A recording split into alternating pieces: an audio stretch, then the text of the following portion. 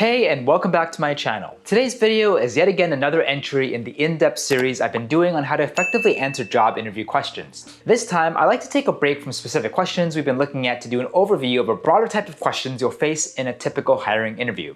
In many job interviews, hiring managers like to include smaller, more basic questions to get a sense of how you conduct yourself on the job. These behavioral questions usually involve recounting specific past work experiences to give the interviewer concrete evidence of your qualifications. But hold it, I know what you're thinking. How is that any different from the previous questions we've covered? There's one key difference to keep in mind when answering behavioral questions. In most interview questions, you want to focus on how you can bring value to the company. This requires taking the focus off of you and your performance and onto the tangible results of your work. Conversely, answers to behavioral questions are more focused on you and your performance and less on the overall results. In other words, feel free to brag a little bit here. Focus on the positive actions you took to successfully resolve a situation. Someone's past behavior typically indicates how they will act in the future, so employers use these types of questions to gain insight on how you would approach a similar situation. Behavioral questions are typically more basic than a traditional interview question, but less broad.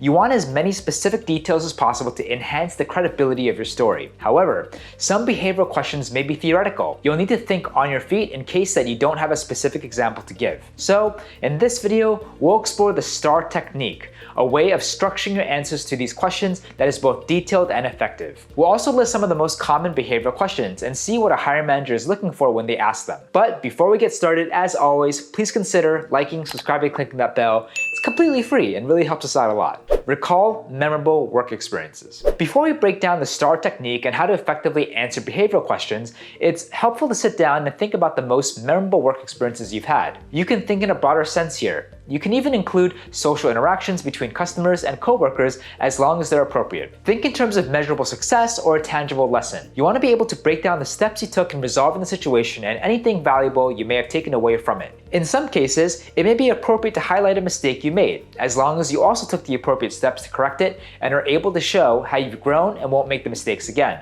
As I mentioned in the introduction, it's helpful to pick stories with specific details you can recall as vividly as possible. Don't get caught up on superfluous details though, only ones that specifically exemplify the positive actions you took in resolving the issue.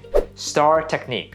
Equipped with a list of positive, memorable work experiences, you can start to think about how to structure them to more effectively answer the question. Consider the STAR technique. At its most basic, the STAR technique is a way of giving your examples that classical story structure: beginning, middle, and end. But it also helps you effectively set the stage for presenting the situation in context, describe the steps you took in detail to provide measurable success, and finish up by recounting the results. STAR stands for situation, task, action, results. Situation. You want to provide the necessary background to set the stage for the interviewer. Where were you working? What was your position? Provide enough details for context, but don't go overboard. Task. Detail the job you were given and the issues or problems that arose. In particular, how was it different from your normal responsibilities? What made it stand out as a memorable work experience? Action. Describe the steps you took to resolve the task. This is the middle of the story, which is typically the longest part. Here is where you'll want to include maximum detail and exemplify your best traits as a worker. Results. What happened when the work was completed? Remember, while it's nice to show how your actions benefit the company or organization, you can also show how you benefited or grew from this experience. Example behavioral questions. Now that you know how to structure your answer, let's take a look at some example behavioral questions. You may find that some of these are quite similar to some we've already covered. You can certainly go back to my previous videos for tips on how to answer these questions. But remember to keep in mind the difference between broader job interview questions and more specific behavioral questions. You can quickly identify behavioral questions as they often begin with phrases such as, "Tell me about a time," "Describe a time," "How did you handle?" "Give an example of." With that in mind, here's a list of some example behavioral questions courtesy of thebalancedcareers.com. Tell me a time when you worked under pressure. If you've been following my previous job interview videos, this should sound familiar to you. Every job has its own form of high-pressure situations, so the interviewer is looking for an example of how you handle stress. Check out my previous video on the question, "Can you work under pressure?" for more detailed tips on how to tackle this one. How do you handle a challenge? Give an example. This question is asked to determine how you handle tasks that go beyond your everyday duties in the role. When answering this question, it's especially important to break down your solution step by step and make sure that you were successful in completing the task. Have you made a mistake? How did you handle it? This can be a tricky question to answer, as it involves admitting you slipped up. However, this is what the interview wants to hear. It shows honesty and self-awareness. Make sure to exemplify how you've grown since making the mistake, and perhaps share a time in which you avoided the same mistake by using the lessons you learned previously. Give an example of how you set goals.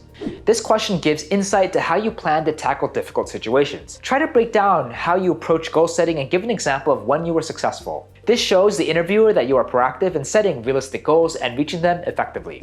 Describe a decision you made that wasn't popular and explain how you handled implementing it. Some roles require you to make difficult decisions that may not please everyone. This question gives the hiring manager a look into how you make decisions and handle the consequences. Give an example of how you worked on a team.